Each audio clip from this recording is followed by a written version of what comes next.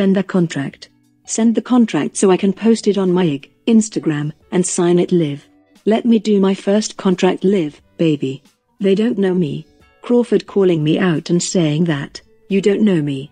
And you don't know what kind of contracts I've had in my face. You don't know anything. That's real petty because we do this for a living. Pac beat me. Can you beat me? Pacquiao went toe-to-toe. Can you go blow for blow?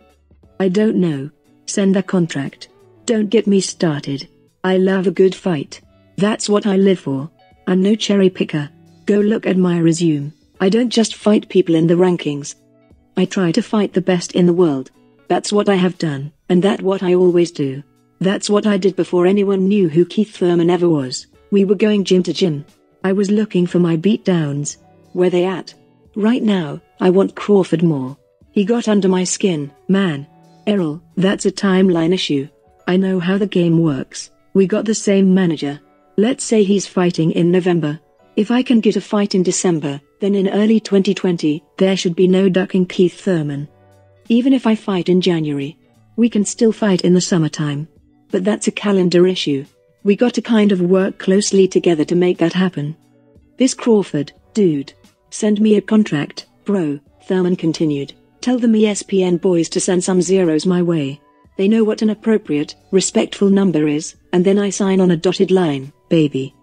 Don't act like I'm going to run from you. You never weighed 147, and you never got respect in the game anyways at 147. And you haven't pushed the buttons at 147. You ain't touched Sean Porter, you haven't touched Thurman. You haven't touched Danny Garcia, you haven't touched Spence. I'm going to run out of fingers. And I'm going to name all my opponents that you haven't touched. I'm going to run out of fingers. Boy. Stop it. Send the contract. Tell me when you want it. Do you want it before Christmas?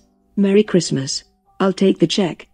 I still believe I can go toe-to-toe with anybody, said Thurman, and I see myself reclaiming dominance at 147. I feel 80% right now, and I feel that as I go along into my next camp, it's going to be getting as close as it can to 100% right there. Wow, you guys heard it from the man, the myth, legend. You better not duck me, Thun. Keith, one-time Thurman. What up, Fight World? It's your boy Ego, and I'm back with some more boxing.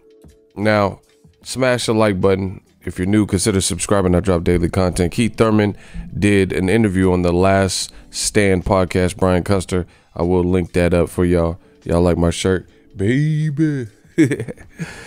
Keith Thurman, he said send that contract. You know, let me shout out to Money Penny. Shout out to Money Penny. Let me start off with that. Shout out to Money Penny, my trusted assistant. Thurman says, and I'm going to recap this. Right now, I want Crawford more, man. He's gotten under my skin. Errol, that's a timeline issue. This Crawford dude, send me a contract, bro. Don't act like I'm going to run from you. You never weighed 147. You never got respect in the game anyway at 147. Big words from Keith Thurman. I like it. I like this energy. I've been waiting for. Okay, he eating good too. Hold on, when was this? That was in July, but still, okay. He eating the rolled oats, chia seed. I like this energy. I like this energy from Keith Thurman. You know, it's reminds me of vintage Keith Thurman. Listen, Top Rank and Bob Arum have already responded. And they confirmed they got an offer from Keith Thurman. And Bob Arum is already going on about how Keith Thurman wants too much money and it's not feasible and times have changed and things like that. So, I don't know. It's not necessarily looking good or real. Ooh, that's a nice shot. That's a nice shot. I want to. Pacquiao got clipped. Pacquiao got a chin though. It's not necessarily looking good for this particular fight. Literally, Keith Thurman on Brian Custer's show called out Keith Thurman, and you've already heard the fight almost denounced from Bob Arum. Now, this is the unfortunate for Terence Bud Crawford, and this is why some people questioned him re-signing Top Rank, to Top Rank without exploring all of his options for this very reason. Now, the biggest playground for the welterweights is clearly PBC. You know, they got quality guys from Keith. They were working with Pacquiao. He left Top Rank. Danny Garcia, Errol Spence, who were fighting in November 21st, if I'm not mistaken, and Sean Porter. The list goes on and on and on. This is why people worried, and I projected this and I prophesized. I predicted this into apocalypse. I predicted this on my channel that Crawford was going to have difficulty because he's too damn good to fight names that you've never heard of, like guys from foreign lands without brands in America that no one has faith that they could even beat Terence Crawford or hold their own because no one's ever heard of them and they haven't been branded in the States. Then you have a viable option like Keith Thurman, who is gunning for a Terence Crawford fight, and it's already being met with resistance from Top Rank and Bob Arum and saying, hey, how are we supposed to do this? We can't get this done. You know, the money wants too much money. Now, it's good. I like the fact that Keith Thurman called out Crawford, and then that Bob Arum is at least confirming that Team Thurman actually is getting at, you know, sending offers or trying to negotiate. But see, one thing that I've noticed in this social media age of boxing is it's like a lot of people keep running back to the media to negotiate and do interviews. It's like more so jousting contests in terms of saving face rather than make the fights. Like the part of negotiation, from, you know, all I know that about business, is it's just that. It's a negotiation. It's not necessarily like the first number I shoot you is going to be good on all sides. But that's the whole point of why you would negotiate. You know, you state your offer. Like, for example, I'll give you my personal life. Before I started doing this and I was full time on YouTube, I've worked my whole life since I was age 14. I've always had a job. So there have been times where, like, let's say when I started at Lowe's, and I started working at Lowe's when I had a traditional job, right? He says, how much are you looking to get? Because I was coming over from Sears, right? So I had similar work. I was making good money there. Plus I had commission. And I said a number of what I would want, since there would, you know, I would be moving over from jobs. I've been at Sears for a while, blah, blah, blah. And I stated my number. I didn't actually get my number, but it wasn't the number that he initially put out either, per like the hourly pay. So in the end, I was still cool because, you know, there was a compromise. We kind of met in the middle. Like, well, actually, it was more than meeting in the middle, but you guys get what I'm saying. So that's business. That's how it typically goes. You know, you go to a job and they say how much you want, and you say, hey, I want $20 an hour. They're like, hey, we can't give you 20, but what about 17? You're like, man, I don't know. What about 17.80? You know, what about 18? And, you know, you haggle your way and see where you can come up. So this shows me that it doesn't look like, I can't say for Crawford because he's a fighter, but in terms of the business, it doesn't sound like Top Rank wants to even make the fight with Keith Thurman, you know? And this has been an ongoing thing with, like, Top Rank is a great company, but I feel like once they get you to a certain level, a certain echelon of fame, not like the grooming stages of an early prospect, but I'm talking about that they've had a tough time bridging the gap and getting people over the hump of, you know, your pound for pound material to superstar and making an actual superstar. In fact, I can't think of anyone that they've made a superstar since probably Pacquiao, you know what I'm saying? And Pacquiao was right timing, you know, he had a country ride with him. There's different variables, but it's like you can get pretty popular, but once you get like Mikey Garcia, he was rising in popularity, but he actually became more popular after he had that standoff, in my opinion, that standoff with Top Rank for 3 years, the legal beef, and then went over to PBC, and then he started getting bigger fights. Like he became a champion, brutal knockout of Dejan Zlaticanin. He had a big fight with Broner. You know, he looked good versus Sergey Lipinets. They put it in Texas, did a pretty good sized crowd. Then he ultimately fought Errol Spence, stuff like that, you know. And it's going to be hurtful for Crawford's brand if he can't get these fights, because like the walls are closing in. Crawford is a dog. He's a great fighter. But you got to look at this. Crawford has longstanding been known as like the boogeyman, if you will, but it's getting to the point where he's getting called out left, right, and center. And some of the matches that he, you know, the people who were calling him out are being laughed at. Like, let's say Gary Russell Jr. You know, some people are like, oh, this is unrealistic. This is 2-3 weight classes too much. Gary Russell's too little, stuff like that. But Gary Russell seems very serious about wanting to fight Crawford. So, and he says he weighs 140 right now, 139. He just said that yesterday. So it's not out of the realm of possibilities. And truth be told, that Gary Russell Jr. fight with Crawford is actually garnering more interest than actual Crawford opponents like Mean Machine. I heard more people talking about this Gary Russell beef just because it's the showmanship and the bravado and the back and forth live Instagrams and, you know what I'm saying, the drama of it all.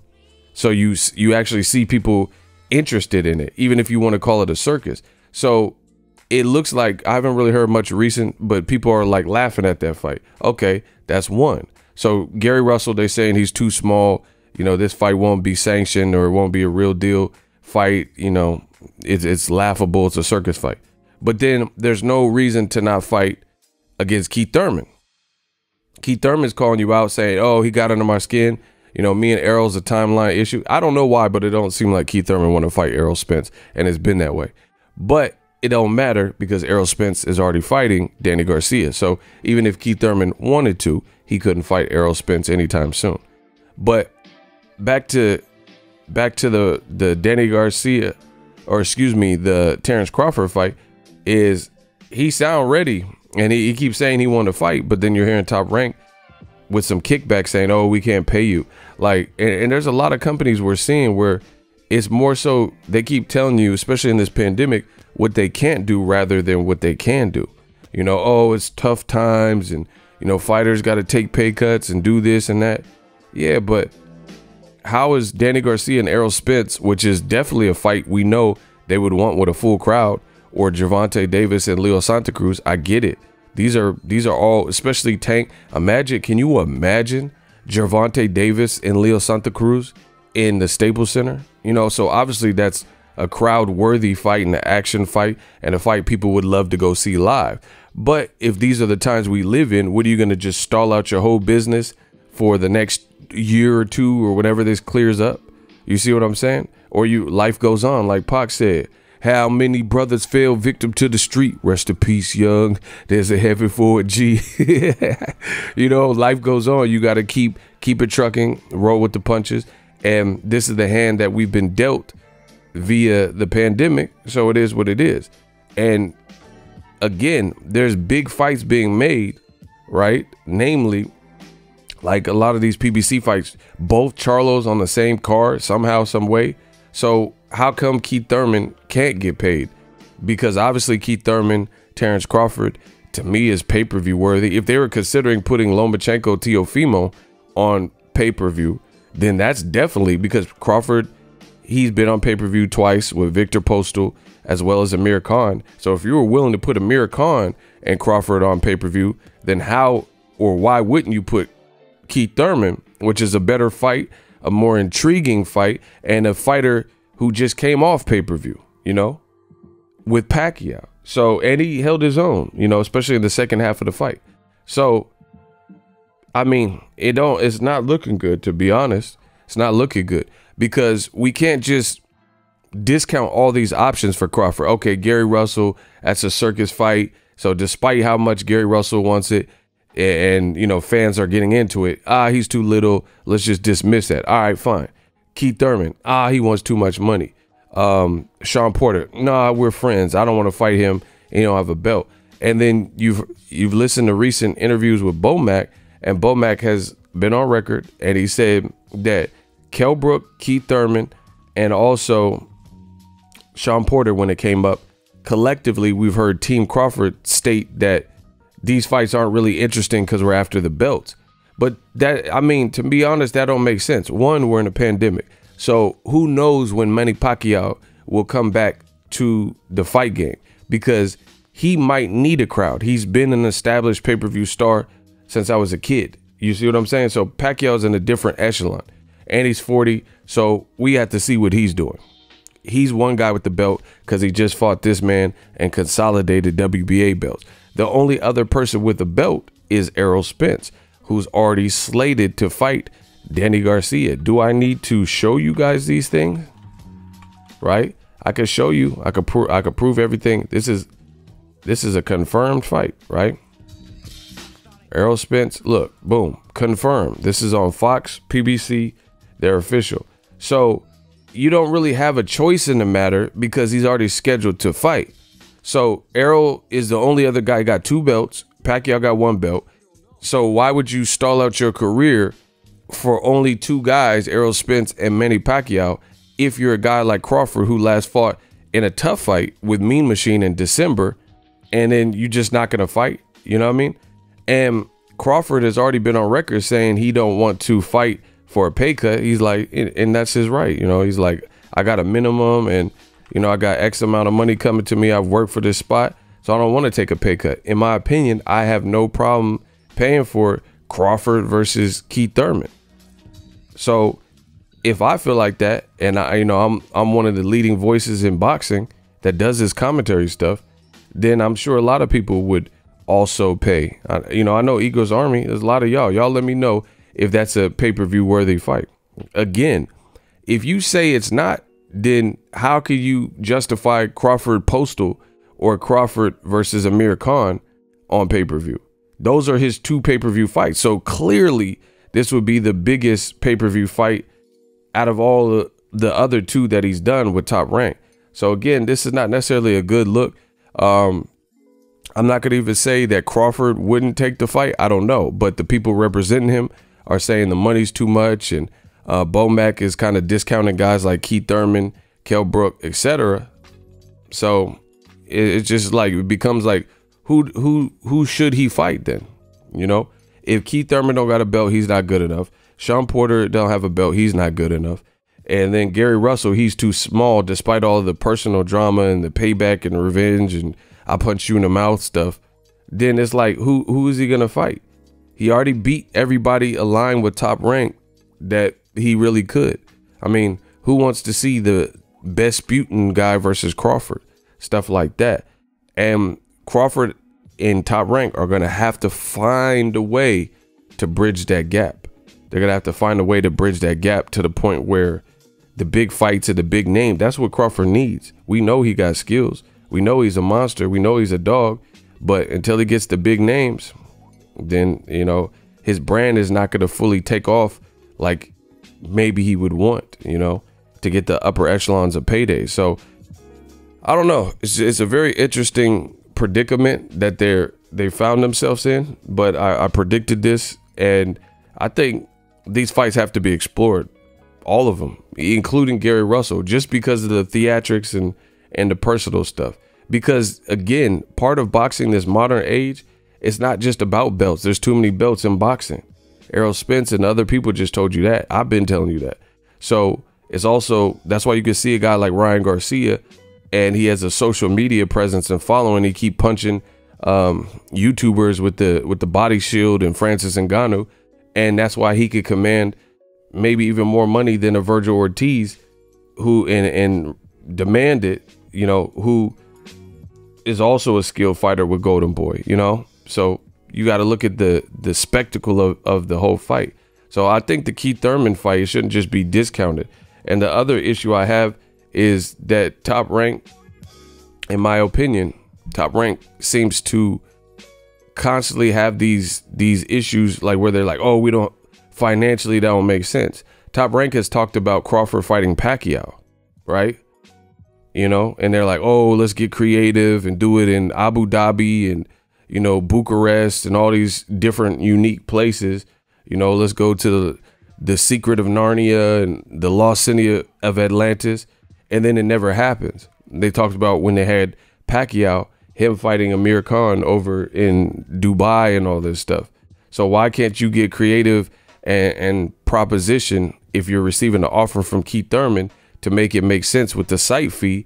Crawford versus Thurman in one of these like Macau Chinas or exotic locations, UAE or wherever, instead of just saying, nah, he want too much money, it's over. You know what I'm saying? To me, that don't make sense. And we've seen it before. We've seen this play ran from Bob Arum and Top Rank in the past where, you know, they'll say, oh, we made an offer to Broner to fight Pacquiao when they had Pacquiao, or Danny Garcia, and they're offering $3 million. Keith Thurman just came off of a pay-per-view with Pacquiao. I'm sure he's sitting pretty and eating. So you're not going to be able to get these guys for cheap. This ain't no mean machine. You know, no disrespect to him, but this ain't some Vesputin or somebody who didn't just come off pay-per-view with a Hall of Famer like Pacquiao. I want to thank, you know. So Bob Arum has to open up that purse book or find a way for his fighter's sake. You see what I'm saying? Again, Danny Garcia did an interview in the past. He said, they offered me $3 million to fight Crawford. I made that for fighting Rod Salka. What are we talking about? You know? So all in all, I told you it's about content.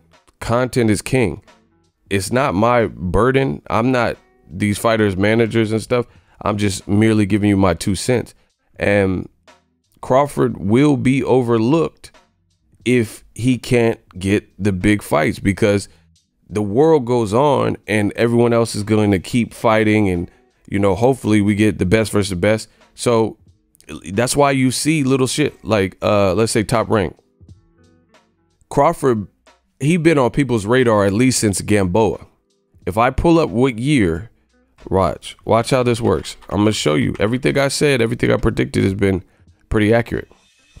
So everybody caught notice this was an HBO fight, and they caught wind of Terence Crawford, at least in the Gamboa. All right. So the Gamboa, that fight was in 2014.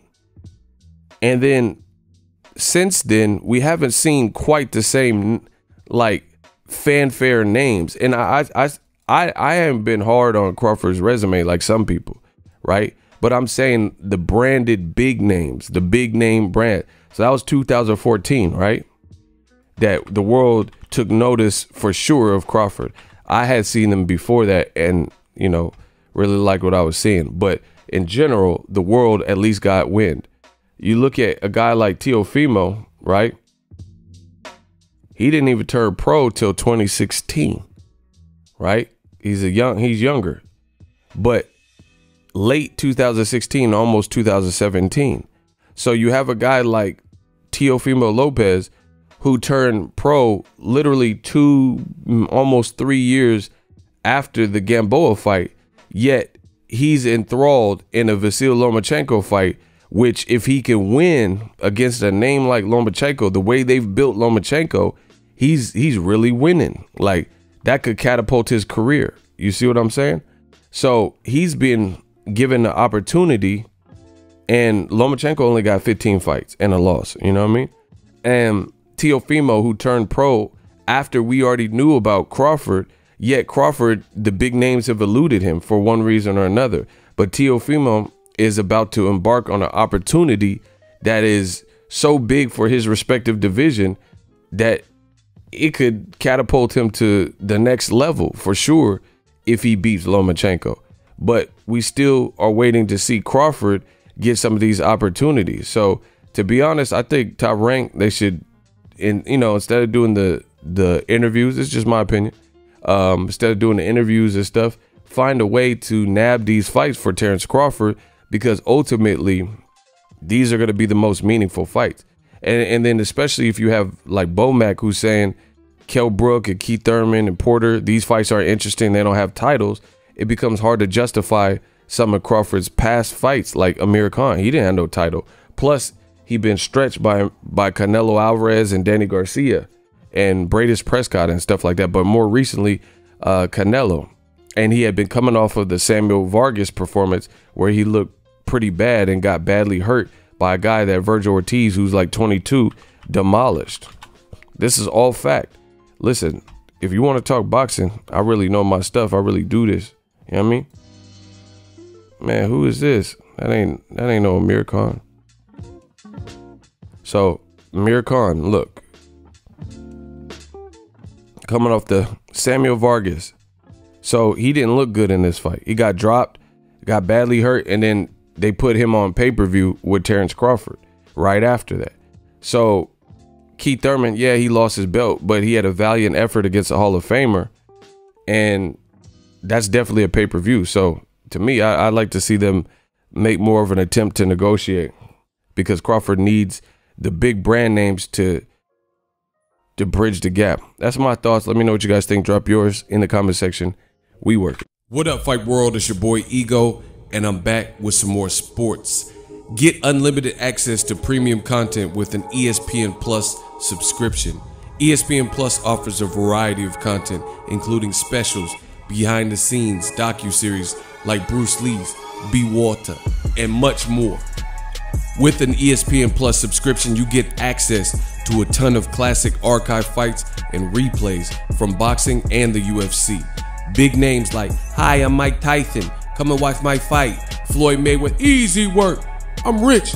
And Manny Pacquiao, "Yes, it's up to my promoter. Just to name a few. If that's not enough, you could get the ESPN bundle, which includes ESPN Plus, Hulu, and Disney Plus. All 3 apps, one low price. You don't want to miss out. Make sure you guys click that link in the description box of all of my videos.